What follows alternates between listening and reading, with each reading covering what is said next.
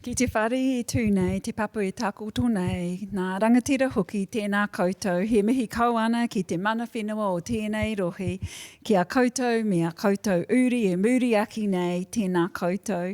Tēnei au, te pau koko Māori o tākou whakaihu waka, he mihi atu nei, ki a koutou, tēnā koutou, tēnā koutou, tēnā koutou katoa.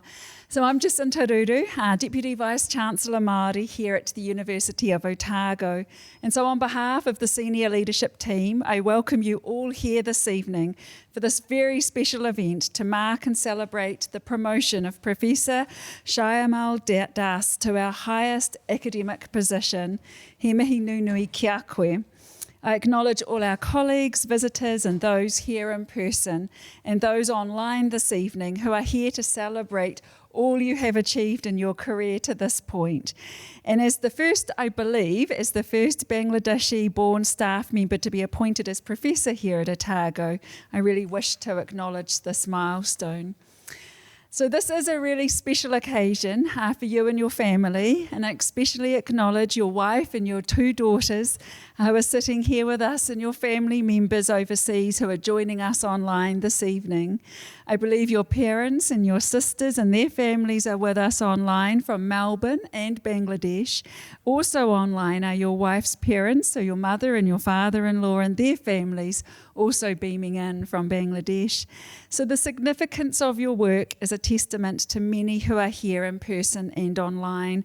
And I believe that there are our two previous Vice-Chancellors, Professor Harleen Hain and Professor David Murdoch, are also online, as well as your PhD supervisor, Emeritus Professor Peter Stewart, and his wife, Associate Professor Kay Stewart. So this occasion represents years and years of award-winning research, teaching and supervision.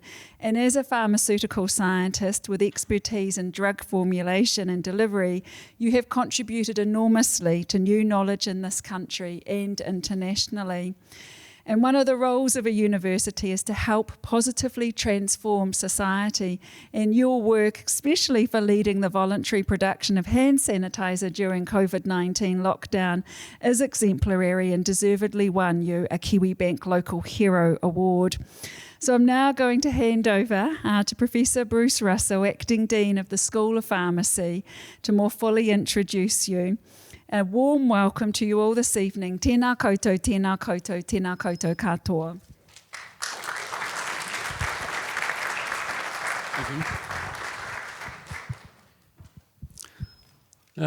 Tēnā koutou katoa. Good evening and welcome everybody. Professor Ruru has done a very nice job of introducing Shyamal, obviously. I guess from my perspective, I've known Shyamal since about the beginning of 2016, which is when I shifted here to Otago. But if I had a look at sort of Shyamal's CV earlier today and yesterday, trying to think about what I was going to say, then Shyamal actually began his academic career, I guess you would call it, as a lecturer in Bangladesh at Jahangir University. And this was as long ago as the year 2000 now, so we're talking about over 20 years here. So that's quite a long period of time. And during this time, he's obviously accomplished an awful lot. From Bangladesh, he shifted to Monash in Melbourne, so he completed a PhD there in pharmaceutics, followed by a 5-year postdoctoral fellowship. And then he obviously shifted here in 2013. So he's been here for probably, 10, 11 years now, and he's achieved quite a lot. So if you look back at what he's done over the last 20 years, I guess, he's focused mostly on dry powder and inhaler formulations for lung disorders. That includes asthma, COPD, COVID briefly, and also for tuberculosis, in particular for drug-resistant bacterial infections, which is a real bane, I guess, of the life of pharmacists in general, which is, I guess, why he's in the School of Pharmacy. So when he shifted here, he established and still leads the only dry powder inhaler formulation research laboratory in New Zealand. There's no other research lab quite like Shyamal's within New Zealand. This was kind of a new field of research too for the school. So if you actually look at what he's achieved since he set this up, he's been really, really successful. So if you look at it again as a CV, we've got over 100, just over 100 peer-reviewed publications. That's quite a lot for anybody. That's testament, I guess, to the amount of work he's put into this particular endeavour. While he's been here, he's received a lot of awards for research, including the School of Pharmacy's Excellence in Research Award in 2017, He said the best half paper of the year for 3 years in a row, so 2019, 20 and 21. He was in the UK last year, I think it was, and he received a Career Development Award from the Drug Delivery to Lungs Conference in the UK. And again, this is all testament to the amount of work that he's put into this particular field of research. So he's worked really, really hard. Along the way, though, he's obviously had an awful lot of people that have worked quite hard with him and for him. So if you look at what he's had in terms of postdoctoral supervision and PhD students, he's had 8 postdoctoral fellows and assistant research fellows. He's had 10 PhD students and around 20 honours and master's students. And again, that's a lot of work, just the supervision of them, sort of, let alone looking at the output of what they've actually produced. So as I said, he's done really, really well. If you look at his teaching, he's also been an exemplary teacher as well. So he's enabled a whole lot of students to really excel and win awards of their own. So he said 3 of his students have achieved, I'm losing track of where I am now. 3 of his students' theses have been listed as exceptional by the Division of Health Sciences. He also won the Supervisor of the Year award in 2017. So again, he's put a lot of effort into his students and, as I said, into his work in general. If you look at what he is now, he's currently the Associate Dean of Research for the School of Pharmacy. He's also the President of the Otago Medical School Research Society. And he's also a member of and the President of the New Zealand chapter of the Controlled Release Society. So he's a very, very busy man. Apart from teaching and research, obviously, he devotes a lot of time to a lot of people and puts in a lot of work. He's also very highly ranked, I guess you would call it. He's on the editorial board of the Journal of Pharmaceutics and the International Journal of Pharmaceutics. They're both very, very highly ranked journals in his particular field of research. And as I said, if he's on the editorial board for those, that again is a testament to the amount of effort that he puts into these things. I guess it's probably up to me to leave it to Shyamal now. So if we look at his lecture, he's really just going to review, I guess, his journey certainly from Bangladesh to Australia and then here to New Zealand. And it said he's been here now for 10 or 11 years and certainly calls this place home. So I'll leave it with you now, Shyamal. Thank you. Thank you.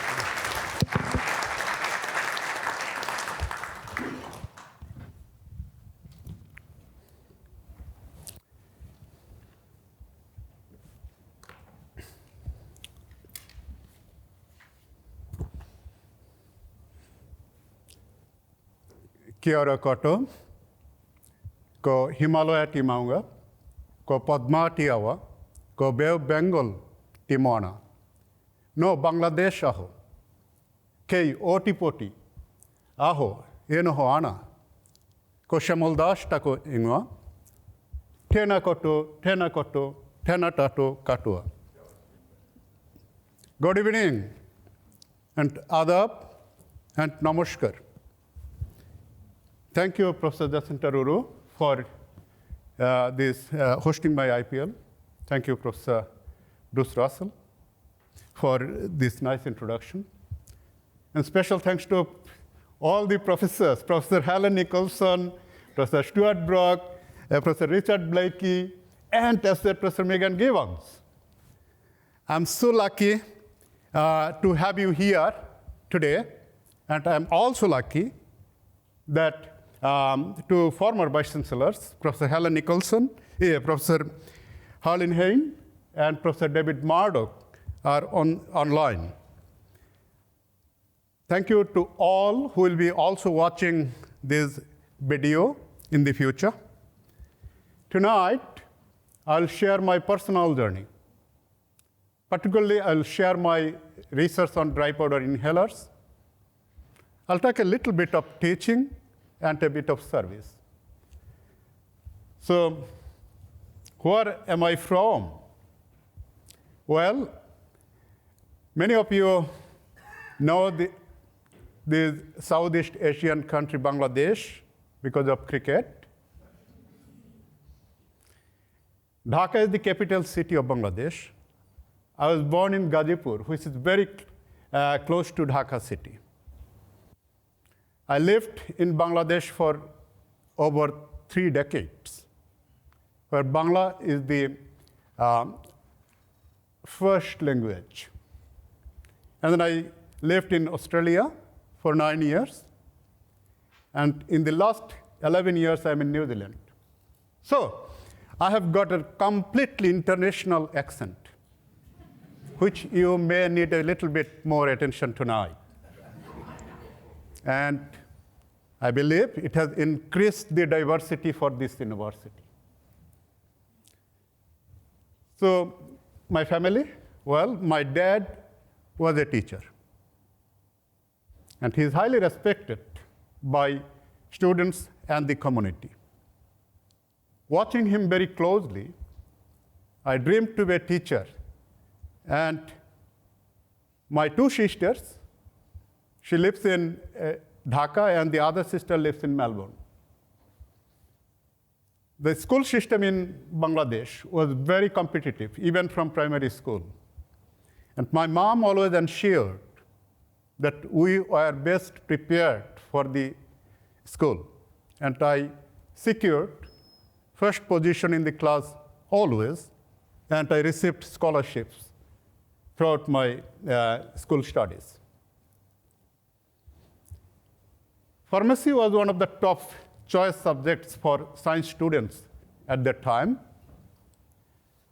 And you can imagine there are only 90 seats in 3 universities in Bangladesh, at that time for a population of 110 million. And I secured my position in this university, which is called Jahangirnagar University. It is a public university and completely residential university. I used to stay in this residential hall. I was working hard, and I secured my first position in both of my Bachelor of Pharmacy honors and in Masters of Pharmacy.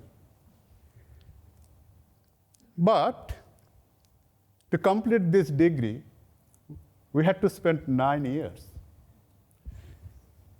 Because there are some reasons which is beyond our control, beyond university's control.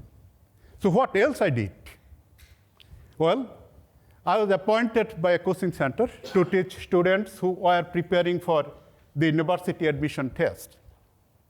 And I was also active in Pharmacy Student Association.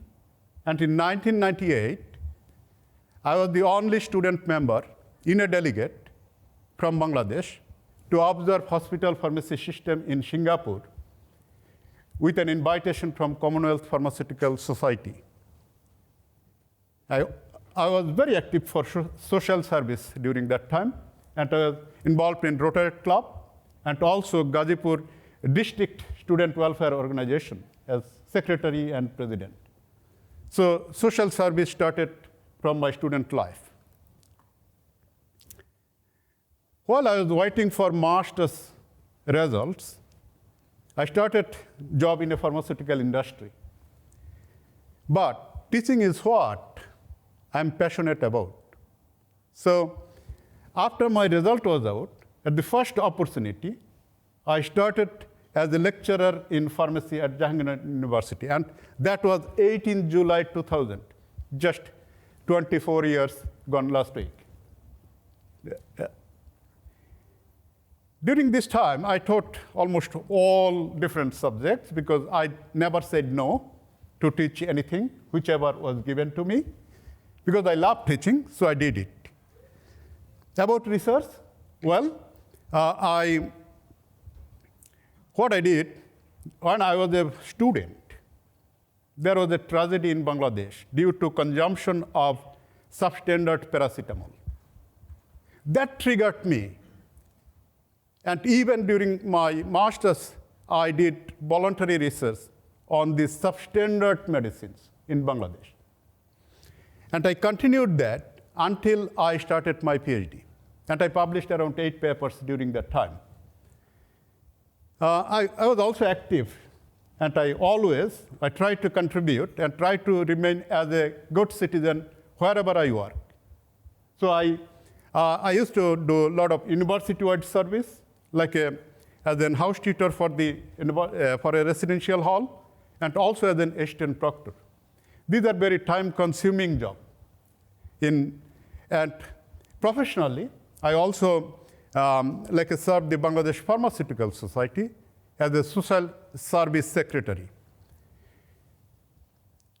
During that time, it is always rewarding. I have now, when I look back, many of my former students are now professors in different universities in Bangladesh, or they are in a high-level position in industry.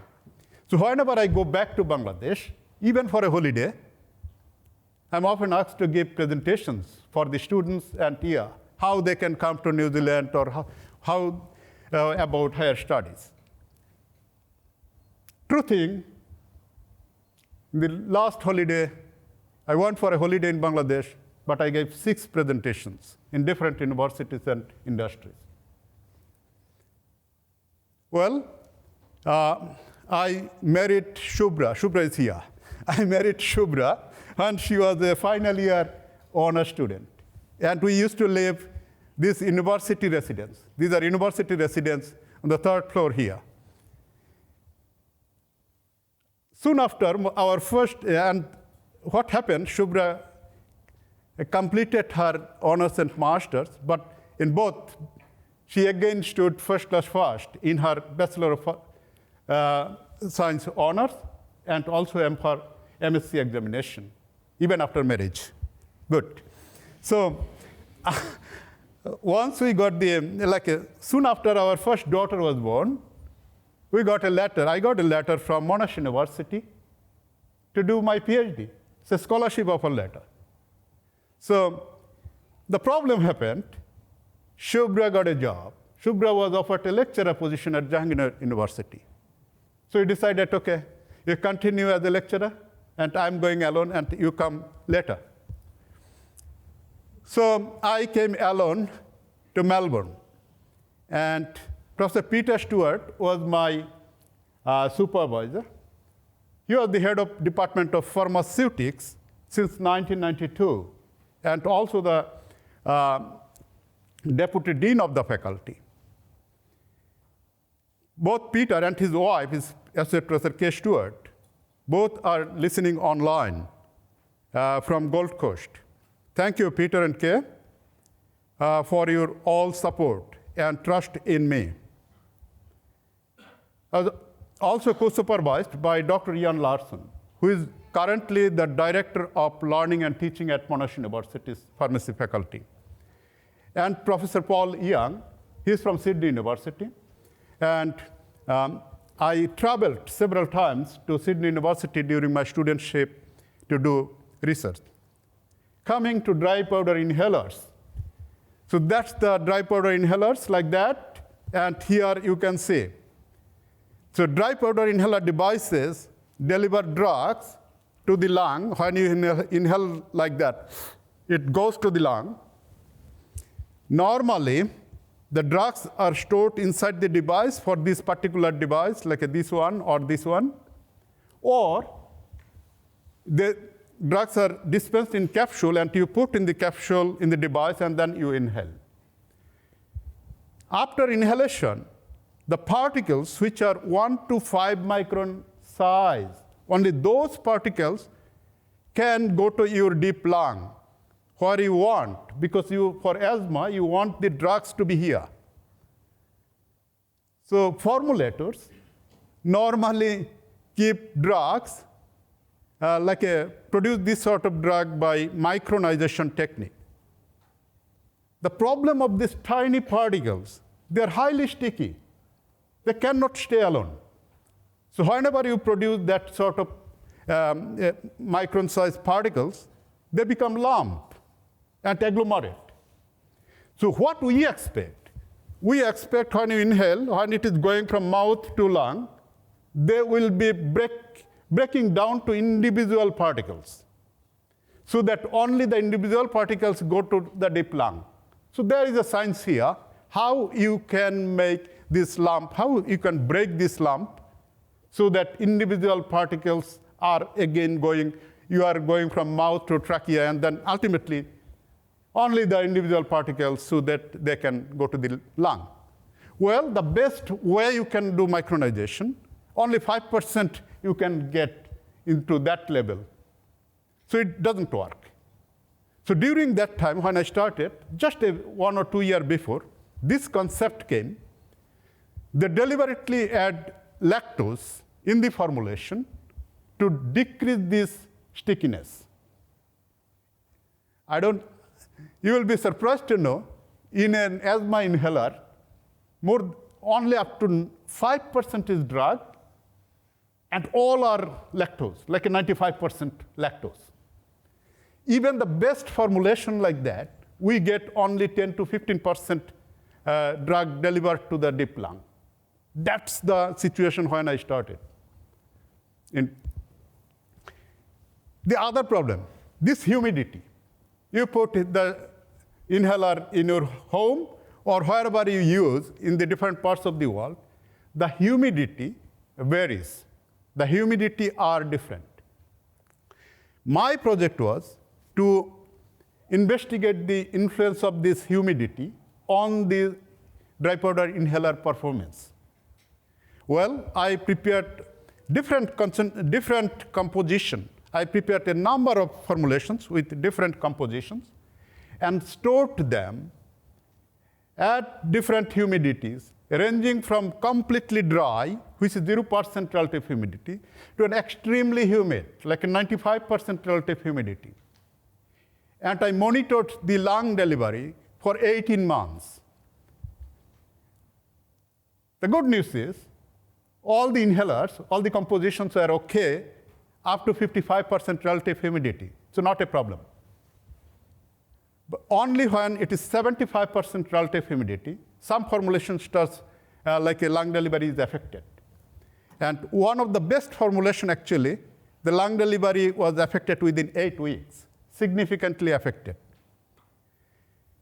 So to produce the 4 graphs like that for my PhD, like if I had to collect data in the lab 180 days continuously. But that was just the beginning, right? We need to understand the mechanism, why it decreased. So I had to use a lot of cutting-edge instruments and characterizations.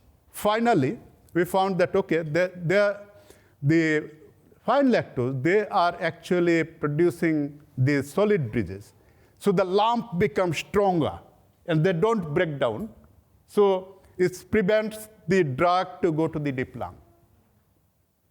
I wanted to publish it, and ultimately we published the first paper from this PhD in the Journal of Pharmaceutical Science, which is definitely a Q1 journal in pharmaceutical science. Now, I remember still, when I chose which journal shall I publish, during that time, the Monash University is in the pharmacy faculty, we had a direction that we should target Excellence in Research Australia ranked A-star ranked or A-ranked journal. Because at that time, Monash University pharmacy faculty was trying to enter the ranking, increase the ranking going forward. So we were instructed that we should target only A-star or A journals. I still try to maintain that. This is my next work for PhD as well, because we need to understand all the different ways. This is the particle. This particle has the unbalanced energy on the particle surface is called surface energy. The more the surface energy, the stronger will be agglomerate. So the reduced will be the drug delivery. So to measure the surface energy, there was a commercial inverse gas chromatography in 2002. And our group purchased that in just 2 years. This was an expensive machine at that time. I was so fortunate that I was giving the sole responsibility. I was trained by a UK trainer, and I was given the sole responsibility to utilize this machine. So I had to collect data for many other people as well. And because I was the sole person to use that, there are many data, honestly, I could not explain. And finally, I managed to have a few more papers from my PhD. In 2007, with my supervisor at that time, we went to a conference called AAPS, American Association of Pharmaceutical Scientists conference in San Diego. There are 20,000 attendees. What I discovered, there are many student chapters in the world, but there is none from Australia. So I talked to the president, and when I came back to Monash, I established this APS Monash University student chapter. And in just 1 year, it was the second largest student chapter out of 56 student chapters in the world. And we were featured in the next meeting. And what happened that now there are many student chapters, this sort of student chapter in Australia. Well, I submitted my thesis in August 2008 and graduated subsequently. In the meantime, I appeared the written examination for pharmacy registration in Australia, and I passed it. And because I was considering to become a pharmacist, because there are plenty of jobs for pharmacists at that time. But on the other hand, like I was offered the research fellowship position at Monash Pharmacy faculty. So I dropped the pharmacy registration thing, and I started the research fellowship.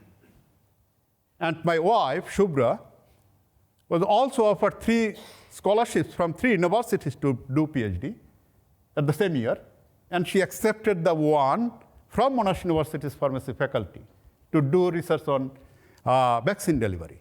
So next few years, we are in the same building, but in different labs. In 2009, I was invited by Professor Darrell William from Imperial College London, because he has developed a technique to determine these non-polar surface energy distributions. And he wanted me to learn it. And I went there, I learned it, and when I came back to Monash, I extended this technique for polar energy distribution and total surface energy distribution, and we published it in Langmuir.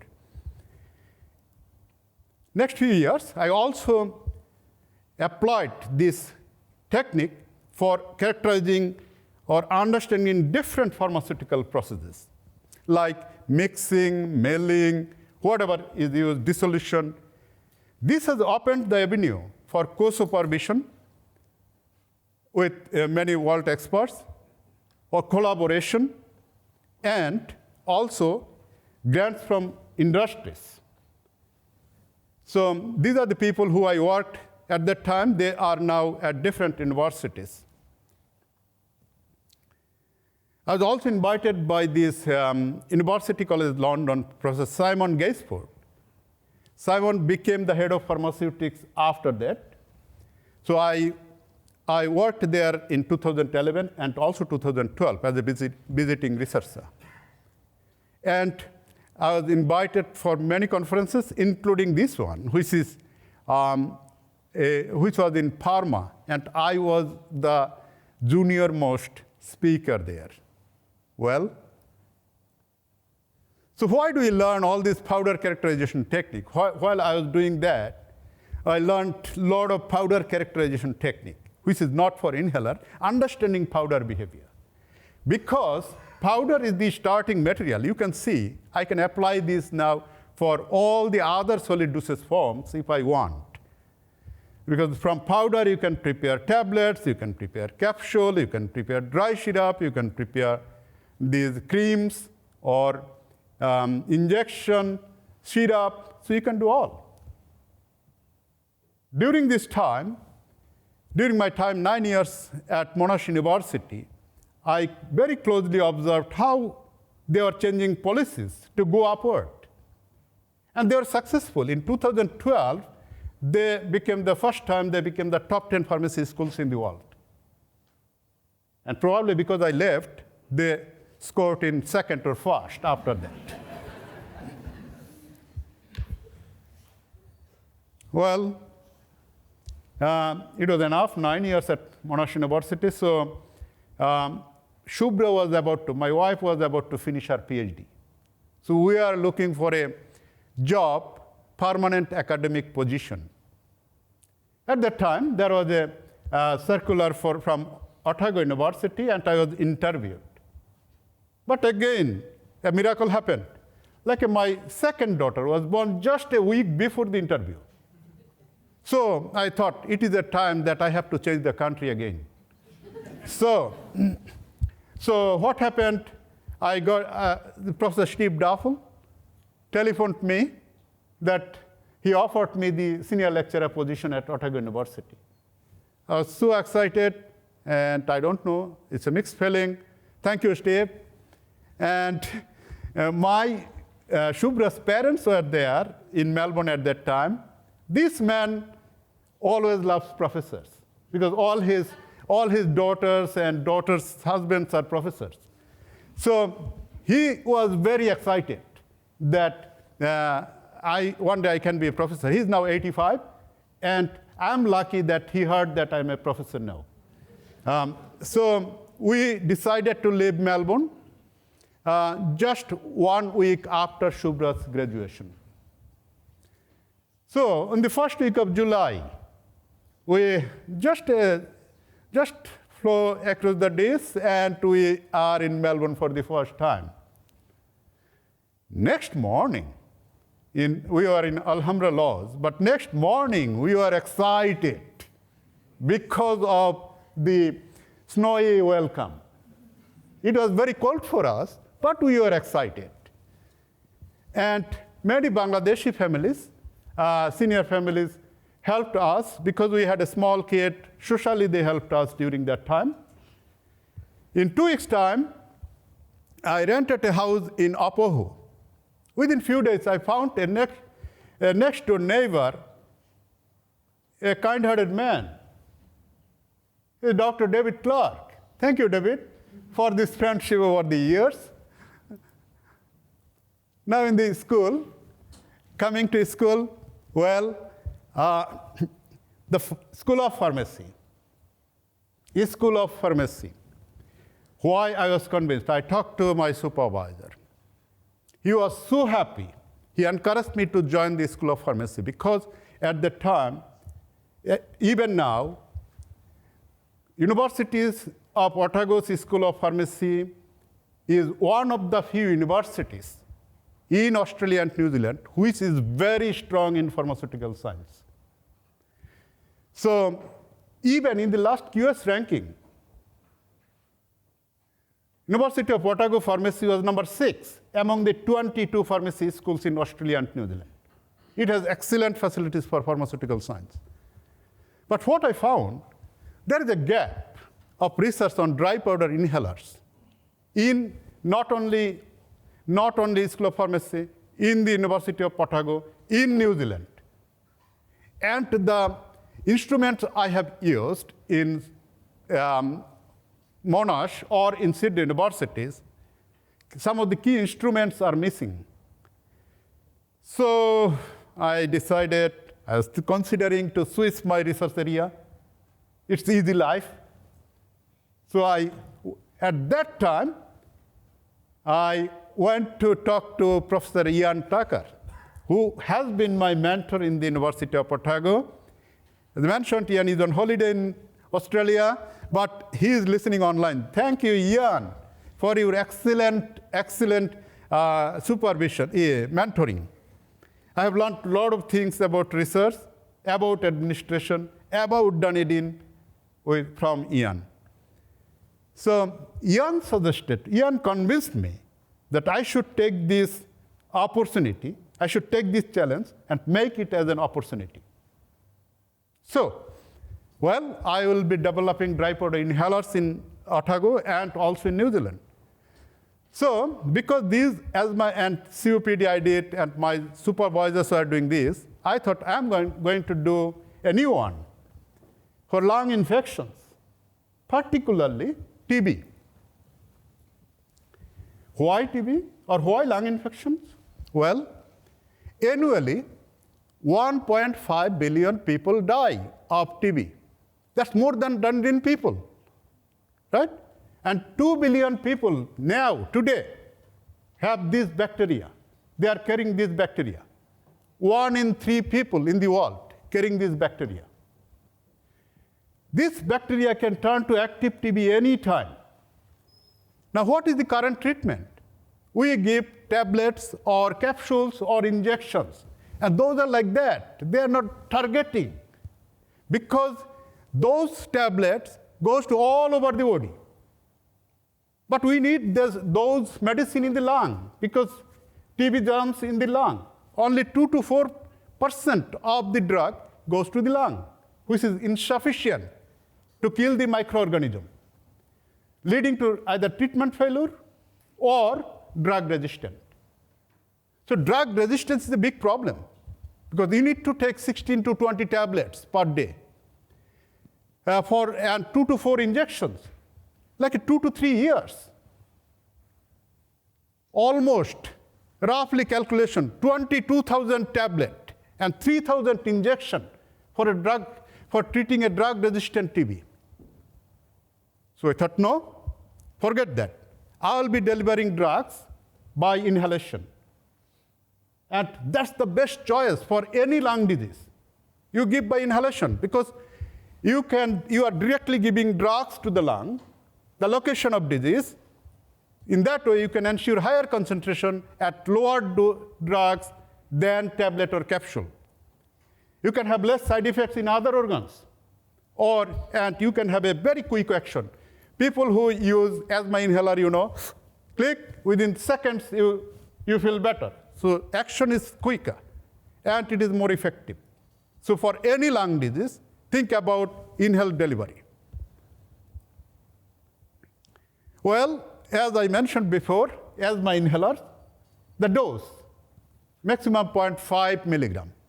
And we call them low-dose inhaler. So the formulation type we used before, which gives only 10 to 15% delivery, will not work. So you need to think about a new formulation. That, because the TB or any lung infection, you may need to inhale up to 100 milligram drug. It is still much better than taking 4 grams of drug, right? So we started this. We call this high-dose inhaler. So our first approach was how we can make a formulation which can deliver 100% to the lung. Not 15%, 100%. Well, we had this spray dryer in the pharmacy. I have never used that before, but I thought, okay, let's try with this. Let's try with this. And then what we did, we got a drug and we prepared a dry powder. We prepare particles, which is 1 to 5 micron size, that we can inhale. Then this is the new technique. There is a sticky drug. Many drugs are sticky. So we tried like a pen, non-sticky pen. We're going to do a non-sticky coating on this sticky drug. So we tried months after month how we can make a non-sticky drug, we can coat it. Like a sticky drug, we can coat by a non-sticky material. And that's Momin, was my first PhD student, and also he was co-supervised by Professor Ian Tucker. 2 reasons. He wanted to co-supervise this student, and he wanted to teach me supervision. Okay? So with his help, and then together we were successful to prepare these particles. As you can see, they are discrete particles. They are really non-sticky particles. By this time, the School of Pharmacy bought this next generation impactor, a very key instrument for inhalation delivery. With this machine, we call it artificial lung. With this machine, you can measure how much drug can go to the deep lung. So that was necessary. And thanks the School of Pharmacy. So see the result. The sticky spray-dried particles what we have produced, 30% can go to deep lung. But the non-sticky particles which have produced, 80% drug can go to deep lung. So with that student, we are successful with up to here. And this has increased many possibilities, many possibilities. Now you can choose different inert coating. You can choose other coatings and see whether they are useful. You can choose another drug which can coat and increase. Just you need to choose a drug which can give a non-sticky coating. Also you can choose like a two drug which can give fortified action, like a synergistic action. Also you can choose drug for not only one disease. You can choose drug for 2 diseases, 3 diseases. So you can reduce the number of medications you need to take. So, this continued. We did all these different ways to produce formulations for TB. We also produced formulations to treat this drug-resistant TB. Not only PhD students, even these honor students worked on that, and they published with the guidance of PhD students and myself. Now, we are publishing, but the thing is, there is no product for TB at that time. So we thought we were going to, when Prakash Khatkar joined, he is a PhD student, and he was co-supervised by, he is my 3rd PhD student. I'll show my 2nd PhD student after. This 3rd PhD student was not supervised by Ian. He said, after first 2, he said, it's now your turn. So I talked to Philip, and Philip agreed to co-supervise that, and then we thought we're going to do now product-based, because we need to bring something for the real patients. To do that, we need to do in vivo studies.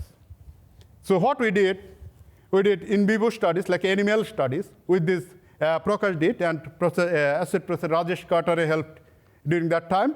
And he's also co-supervised by Jack Damar, Philip Hill, and Rajesh, and myself.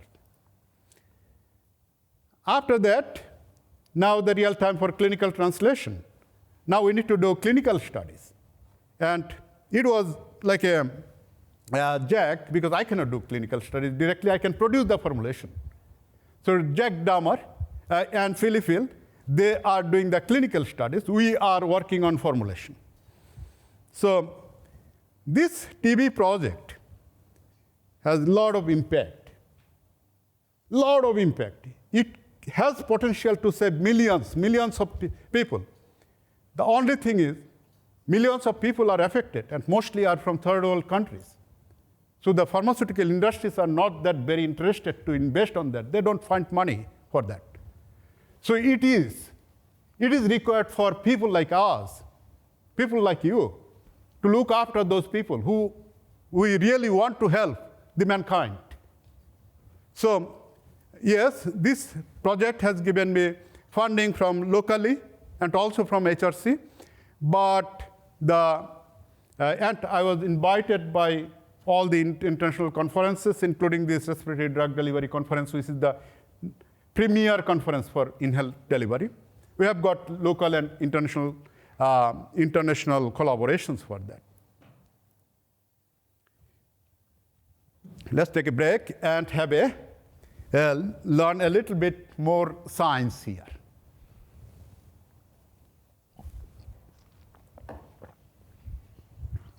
When we mix 2 drugs, it is not always we can coat those drugs. It's not always a coated material. When we mix 2 drugs, they are orderly. If they are orderly arranged, we call them crystalline material. If there is no arrangement, particular arrangement, we call them coamorphous system. That's the easiest definition I can give today. So the student Basant started. He was my second PhD student and co-supervised by Ian. So Basant started, and Basant said he will be making a co-crystalline system utilizing two drugs of two different characteristics. He wanted to reduce the dissolution of a drug. So he chose a drug which is highly soluble here, highly soluble drug moxifloxacin, and he chose a drug which is less water soluble. And he mixed together to make a co-crystal so that the solubility decreased. That's what he was successful. As you can see, it's like a permeation, dissolution, and then absorption. To measure this dissolution in the lung is a challenge. Those who are here who know about dissolution, like how drug dissolve when we take, the dissolution of orally taken medicine in the stomach is completely different from dissolution in the lung.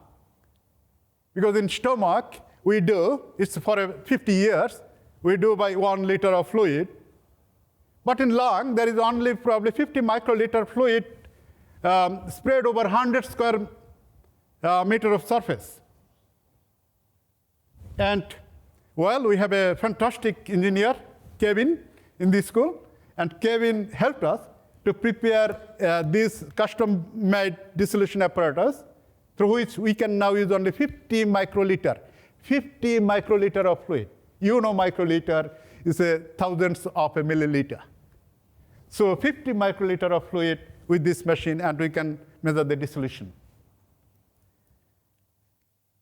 Now, the other student, Vishal, he wanted to do that coamorphous, not coating. And he did this coamorphous system for different drugs for respiratory infection. And he was successful of doing that, increased the deep lung delivery, and finally, he was co-supervised by Professor Keith Gordon. Now is the time to a break. So I went to University of Texas at Austin for a sabbatical, only for 3 months. Well, my host was Professor Hugh Smythe. He's an Otago alumni. This is good. They're very good for a few things. Number one, Hugh Smythe asked me whether I have done patent for this co-crystal. I said no. Well, how come? You should have done a patent first for that, because that's against the flow. Normally people do increase the dissolution, and you have decreased the dissolution. So that's a matter of, that's a good thing for patent. I said, okay, I have learned that, but probably you invest more, we invest less, but it's okay. And the second thing I learned, they have a technique through which you can develop particles of thermosensitive drug, like biologics. So I learned that. And also a teaching, they have some advanced teaching technique. So with all those, I was coming, but because it was Christmas time, there are all Christmas lights around in Austin. And also, I'm sure you know it, the barbecue, Austin barbecue. So we did not miss it.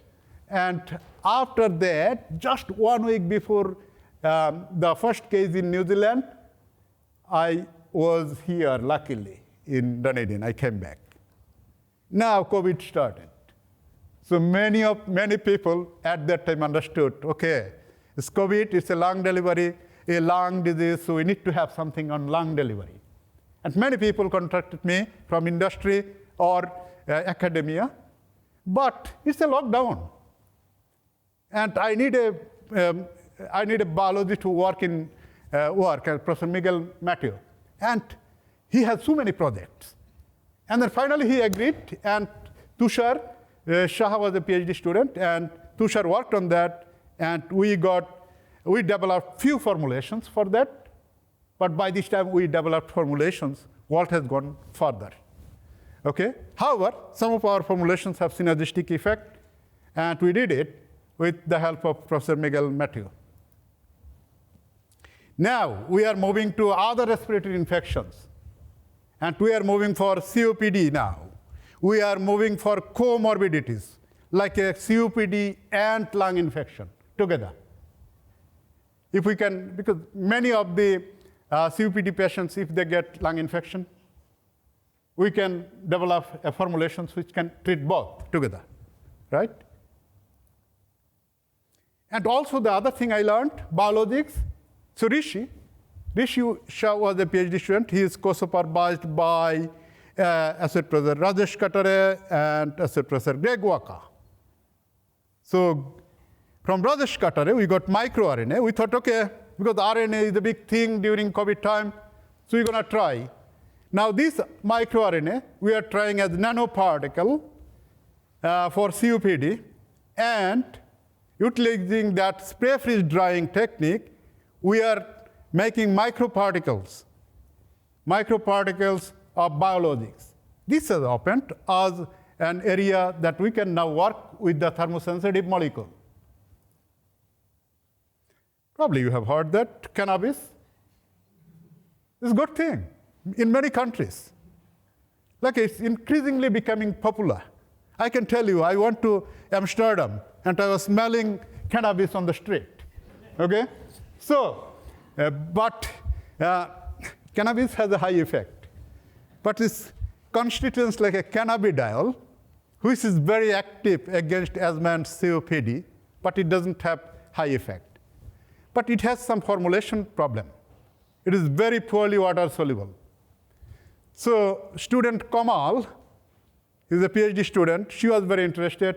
Okay, I said, let's do it, cannabidiol inhaler. It took 10 months to take the permission to work with that. Now we developed this inhaler, cannabidiol inhaler. Professor Michel Glass is co-supervising this project. And also we have talked Professor Bob Hancock. We are thinking of taking it to the patient level. Well, there is a personal story here. One day I went home from the university, and there was the news on TV about babes, harmful effects. And my daughter, at that time, she was in high school. She convinced me that I should work on babes because this is a lung, it affects lung. And she was also in high school, and she noticed that some of the high schoolers also bathe. Well, I did 2 projects of that. One is understanding what are the formulations. Are they really harmful for the lung? That was done by this honor student, Nicole Wood. And the second project was not only school students, because Professor Carlo Mera was interested. So I talked to him. He was interested. Let's start with the university student, because going to school students will require a lot of ethics thing. So ultimately, we needed a lot of ethics thing. And we did a survey on University of Otago students in 2020, and again this year. We are so happy because more than 3,000 responses we have got from students just in 1 week. And I'm not disclosing the results now because we are preparing the manuscript. There is a trend. What you can feel also when you walk in Josh Street, thus you can feel, you can get the true data for what is happening in the among the students. Well, some of the awards I have got for publications and research. And last year, I got this award from Drug Delivery to the Lung. This is a Career Development Award. The students who have contributed to my research, these are students, postdoc, visiting researchers, summer students. Many of are missing because I couldn't find all the pictures. They have done very well. As mentioned, some of the students have directly got job offer immediately after submission. 3 PhD students just flew to the US, a very good universities. And there are 2 students thought that they will be staying here in Dunedin, in New Zealand. They are here. Even the honor students were very productive. And I was privileged to have this award for supervision from the OSA and from the UK Council for Graduate Education, a certificate from them. It was not possible without these fantastic people. They are from Dunedin, they are from New Zealand, they are from Asia, Australia, or the US or Europe. They have helped me. These are the people only given here who I worked or published after I came to Otago. Yes, you know, teaching was my passion. You understand now. So yes, I was happy to have all this, but this one, I loved it. Students can feel that, yes, I'm the funniest lecturer. Now, when the COVID started, we thought that, oh, how come we don't do anything? Just the day before, we thought we're going to prepare some hand sanitizer to help the essential workers in the university. I just immediately talked to Professor Carlo Mera. He was so happy to support immediately. In fact, thank you, Carlo. He was always supportive to my new ideas and supportive to my growth here in the university. Thank you, Carlo. So he supported, and we prepared around 100 liters of hand sanitizer just on the day before the lockdown. And we hand over to the university. I don't know. Next day, I got a letter from the then Vice Chancellor, Professor Harlin Hain. She wrote, she highly encouraged me and my students to continue to do this work, and she declared us as an essential workers, and she said she's going to fund all the expenses for that. While staying home was a strategy to keep you safe, my students and I came out to prepare hand sanitizer manually in the lab. And during this COVID lockdown, we prepared more than 1,200 liters of hand sanitizer manually. Why we cannot do it? How can we not do it? Because I have got emails like that, around 100 emails from people who needed this highly sought after liquid gold at that time to help the most vulnerable community. So I did it. And like that, we maintaining all the distances, everything. Even after that, in 2022, after the volcanic eruption in Tonga, we prepared hand sanitizer to help them. And I also arranged, not only prepare hand sanitizer, I also arranged some workshop in the New Zealand International Science Festival to increase the awareness for the general public.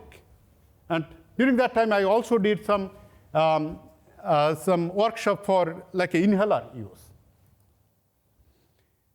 This hand sanitizer project had a very good media attention, and I was declared as a QBank Local Hero Medalist in 2021. And university, our group was the university's nominee for Health Science Volunteer Award, although we did not finally win. Fine. And these are not things. I am very excited by these. That this email came from an ordinary person in New Zealand who are very impressed by and grateful for our initiative, what we have done. With that, I'd like to acknowledge now. I'm definitely acknowledging the Almighty God. Without His help, we cannot do anything. I acknowledge my family, Shubra, my wife, and my two daughters, Shyamalima and Shubralima. I realize I should have given much more time to you over these 24 years I should have given much more time, 23 years now. I acknowledge my parents and sisters. In fact, when we brought up with sisters and me, we never thought that we're going to live in 3 countries. I miss them every day. I miss my parents every day. It was not the goal when I was studying. It was not the goal. But this is the reality now. I acknowledge my mentors. I acknowledge my teachers, colleagues, and my employers. I acknowledge my undergraduate students. They're fantastic. They have made me a teacher. Because I always seek advice from them, feedback from them. I acknowledge my postgraduate students, honor students, visiting research and collaborators. And not only about research, I always seek feedback from them after their completion. Administrative staff, they go through a lot of pains for me. Sometimes they are the person help me a lot. I acknowledge my friends and my community members. This is very important for me, because without, in a country, in a place like Dunedin, we have a lot of friends here. You can see the diversity, but we still find it's like water. If we talk to community friends, it gives us like a good feeling. And finally, the grant bodies. And thank you all for listening tonight. Thank you.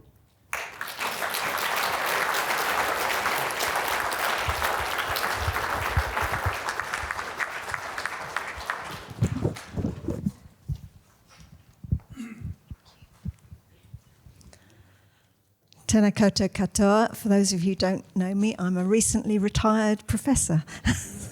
And I have the great pleasure of thanking Shyamal for today for your amazing talk.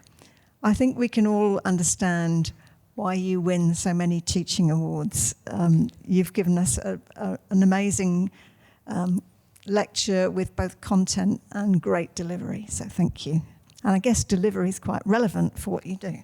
So I think we've learned that Shyamal is truly an international researcher, academic. He has shown great endurance, has amazing passion, and I don't think any of us can be untouched by that. But also he has great creativity in what he's done. His research, and as somebody who does take an asthma inhaler every day, it's quite relevant to me. The work you've done has significant impact for all of us around here and for the community and the world at large. You affect, or the work you've done is clearly relevant to patients. It's unusual, even in this university, for somebody to collaborate so broadly. And just looking around the audience, you have people here from all over the university as well as the wider community. So well done. It takes a lot of time and care to be able to collaborate that well. So thank you. The work that you did with hand sanitizer truly did make a difference within the university, because we all benefited from it, but also for the communities who are struggling to get sufficient sanitizers. So thank you for you and for the team that you worked with. You're a very busy man. I'm not sure how you've managed to fit it all in, but you obviously have. When we think about promotion to professor, we do expect people to be amazing researchers, teachers, as well as to give outstanding service. And I think there's no doubt that, Shyamal, you've done all three. So thank you. I think the university is really lucky to have you here. And we hope that you'll stay and continue to make Dunedin your home. Now, I do have a small token of the university's appreciation to give you. So.